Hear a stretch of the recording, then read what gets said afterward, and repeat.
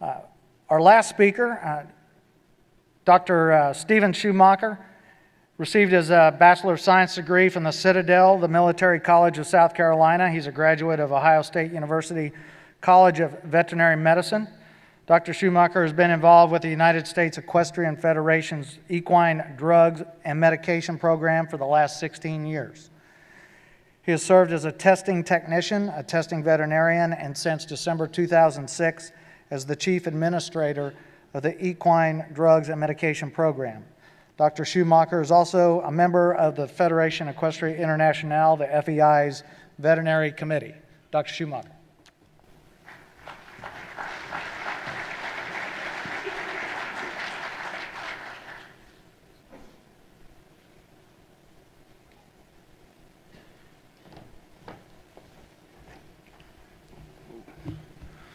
Good afternoon. Thank you for having me today. I appreciate the invitation and to generate some discussion on broad topic of equine drug testing as it relates to equine welfare. It's good to see also that, in the past, much of equine welfare has been devoted towards drugs and medications. I think it's important to understand that that's not what it all is. And I think the AQHA needs to be commended for putting this on and addressing some of the other issues in their industry. Looking down here, I realize I have a face better suited for radio than TV. So, pretty good. All right, so. Just want to talk briefly about equine drug testing and kind of where we are, where we're headed, where we've been. And a lot of people say we have an equine drug testing problem, or equine drug problem. But truly, it's a human nature issue. In every other part of the world and every other part of life, you're considered a good businessman, and you're considered a good student, or what have you, if you're trying to gain that extra edge. And it's not until you get in competitive sports, competitive equine competition, that this ends up being a negative aspect. In 1997, Sports Illustrated released the results of a survey that was done. And what they did is they went out and surveyed a bunch of pre-Olympic athletes. These athletes competed in a variety of different sports, disciplines, that kind of thing. And they were posed a question, if they were offered, if they could take a banned substance under WADA, and they would be able to compete compete with that banned substance in their system, and they would never be caught, and they'd win everything they entered, would they do it?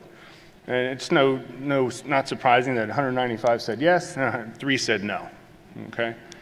Turned around, they changed the scenario slightly and said, okay, same conditions. You'd win everything you entered, but you'd also die in 5 years. Would you do it? It was still greater than 50%. And so really what the issue is not necessarily equine drugs. It's more of a human nature issue, human nature problem that gets extrapolated to the equine industry.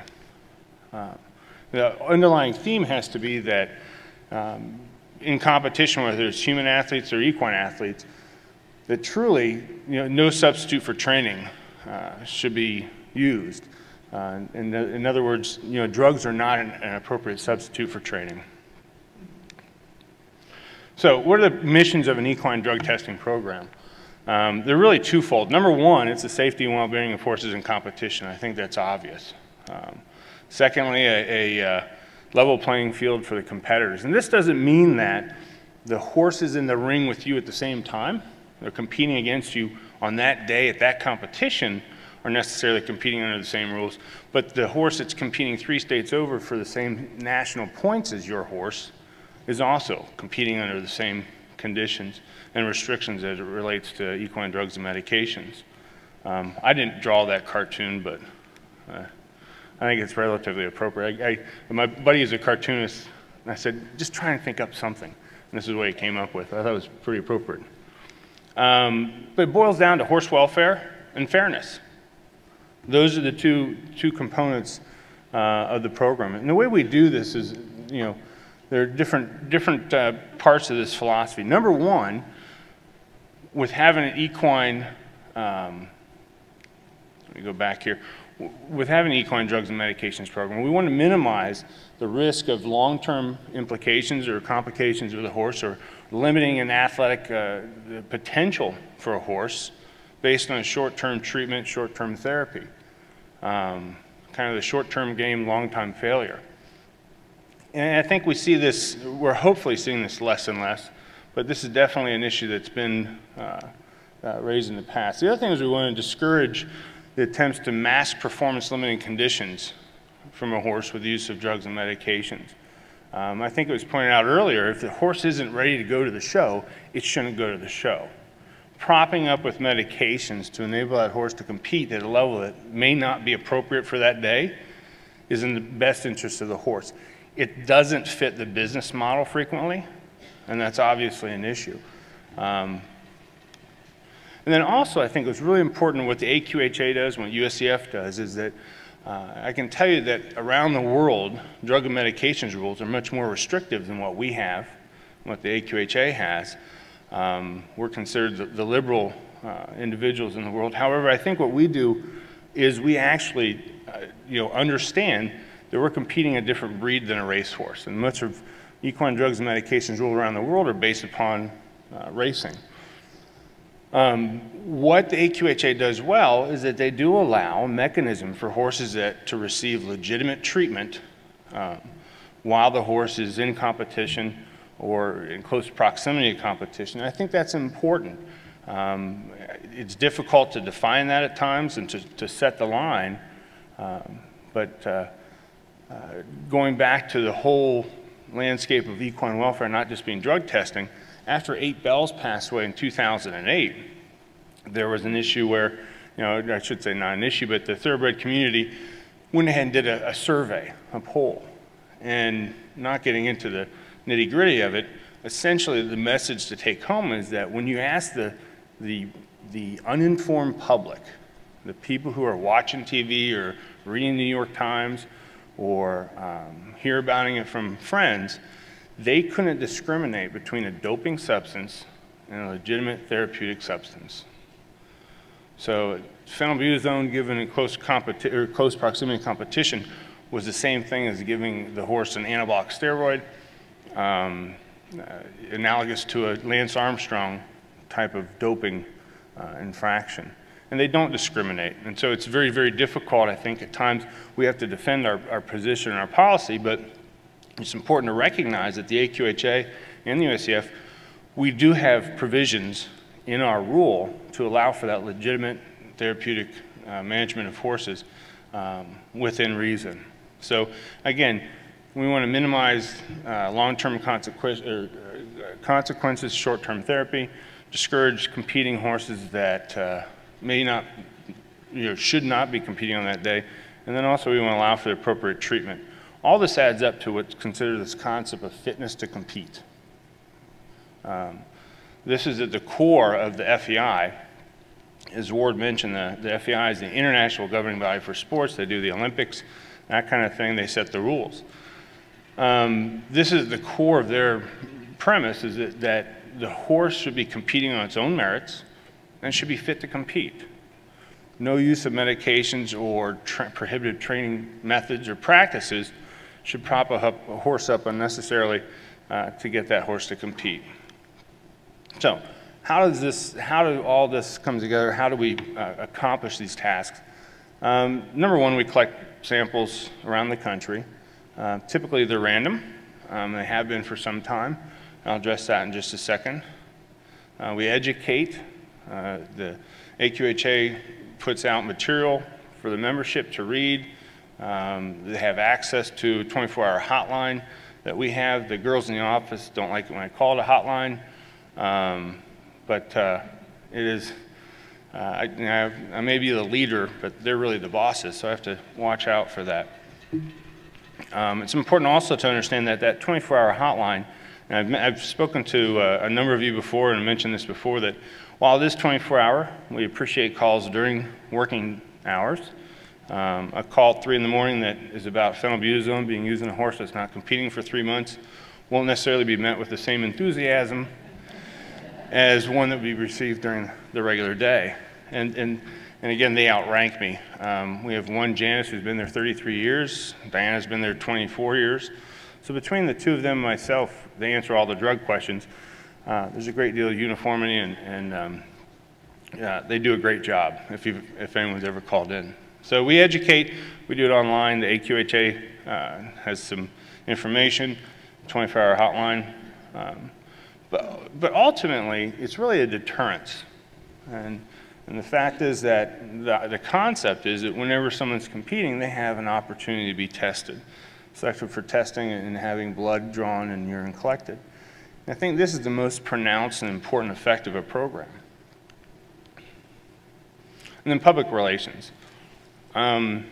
Sometimes people may not see AQHA competitions, they may not see other individuals associated with the organization, and the only interaction may be with the testing veterinarian at that show or the testing technician. So frequently, one of my favorite things as a testing veterinarian was when I would test somebody who'd never been tested before. And you got to show that, hey, this is what your money's going to, this is the program's up and running, and answer any questions that they had. It was also great because then you could make sure it was a positive experience and people understood the process. And of course, I think a lot of times it's, you try to be, I don't want to say soothing, but you try to be understanding and put people at ease when this happens. It's like when you get pulled over by a police officer. Last night I was driving in, and I didn't get pulled over, but a trooper came up right behind me, and pulled up very close to my car, and I'm thinking, oh, what'd I do? I just kind of moved out of the way, and he followed me over that lane, and then next thing you know, he just took off. I know I hadn't done anything wrong, but it made you nervous. It totally made you nervous.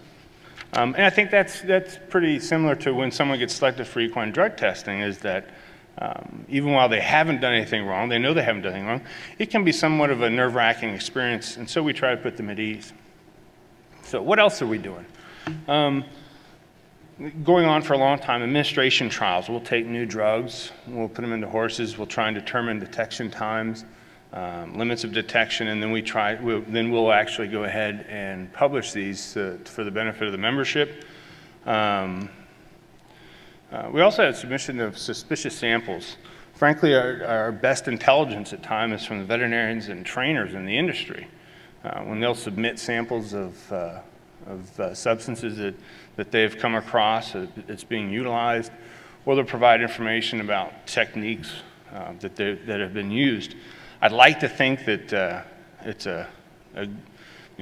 their conscience talking when they describe these things and provide this information to us. However, I would suspect that a great deal of the time is they're tired of getting beat by that person who's using that other substance. We'll take it any way we can get it. And then target testing. I mentioned earlier we do random sampling, random collection of samples.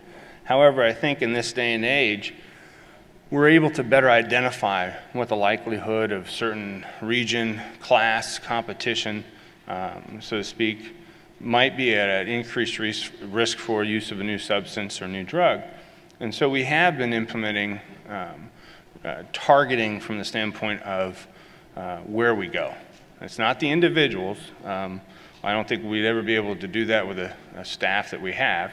And not that that's appropriate. I can tell you that there's a great deal of social desire for that as a result of Lance Armstrong. I think this has been kind of a perfect storm. You've had Lance Armstrong, you've had as Jay was mentioning, the recent legislative agenda that's addressing welfare issues, and in that drug testing or drugs and medications, and a series of New York Times articles.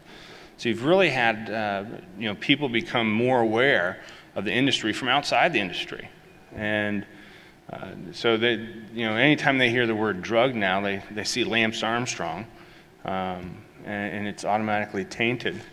And you could tell, obviously, the reason they got Lance was they targeted him. They went out after that one individual rider and a number of riders, and they prevailed.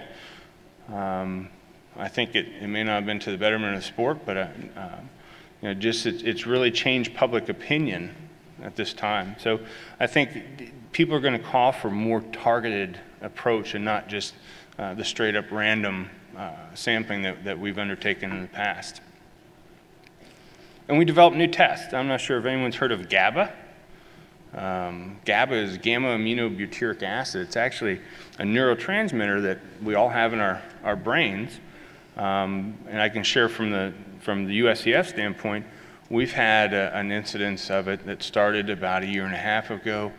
And this is where the AQHA is a partner in trying to identify trends, new substances, and to develop testing techniques and tests to curtail their use.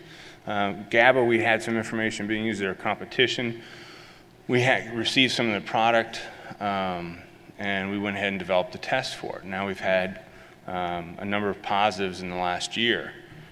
You know, one issue or one point I'd like to make with GABA, if you're not familiar with it, is that I'm not sure who came up with giving straight an inhibitory neurotransmitter to a horse, but it scares me. A lot of people say, well, you know, drugs and medications rules, you know, we only go to these novel techniques and these novel drugs and substances because we're having everything taken away from us. Well, there's nothing taken away for GABA to have popped up. And so I think it goes back again to human nature. It's these topics, these substances are being pursued out of human nature, not because of the restrictive rules. And I think that's important to understand. But we are developing new tests. We are developing new procedures to try and detect the illicit use of medications. Going forward, I know what has been discussed as to assist in curtailing the use of these substances illicitly is, you know, number one, trainer-owner responsibilities, the requirement to participate in investigations or penalties. That's an issue we have in the USCF, and we're trying to address that. I think the significance of veterinarians and their role in this issue and the availability of drugs and medications. We're trying to address veterinarians who traffic in illicit substances. The FEI has done a nice job of trying to address this, but currently we don't have any mechanism to really go after anyone, and we're hoping to change that. And that's under USCF rules. I think it's important in any industry, frankly. But the other part that I didn't put on here, though, is also the availability of drugs is an issue.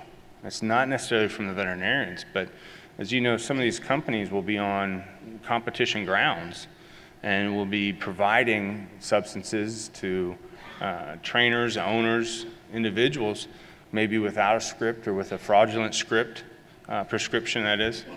And it's really the availability, and so it's not necessarily solely veterinarian directed. I think it was mentioned before that the veterinarian, when you talk about a vet bill, typically they're not the ones that was pushing that necessarily when owners get that bill, but they really need to go back and talk to the trainer, because all those practices, medications, and treatments were at the urging of the trainer, not necessarily the veterinarian. So I think besides going after veterinarians who unscrupulously may traffic in substances, we also have to address the portion of the industry who make drugs available outside of a veterinary client-patient relationship.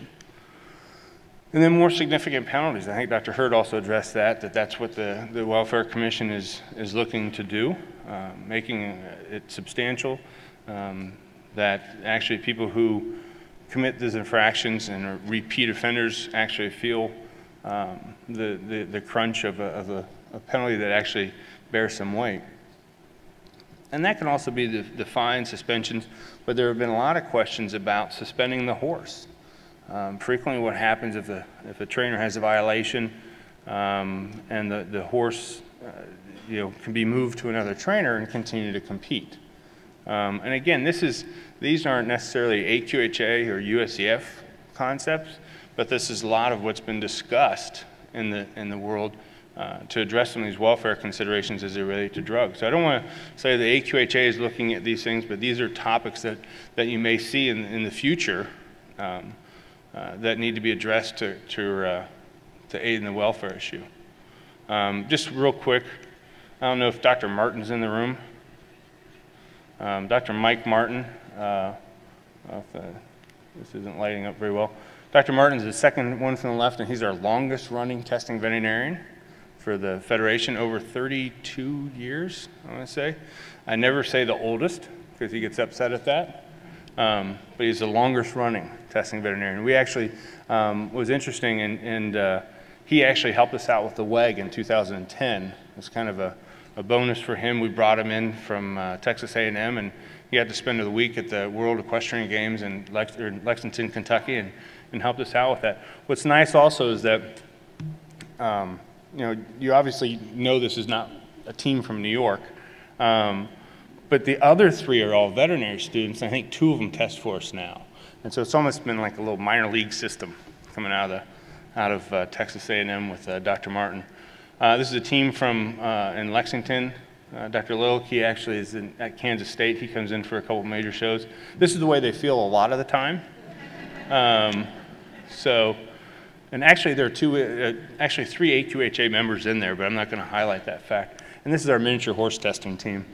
So they really give evidence to the low, slow creep, which is catching a urine sample. Frankly, it's more of a science than people recognize. So hopefully I've addressed some of the topics of the equine drug testing that have come up recently. Provide a little bit of an insight into where we might be heading.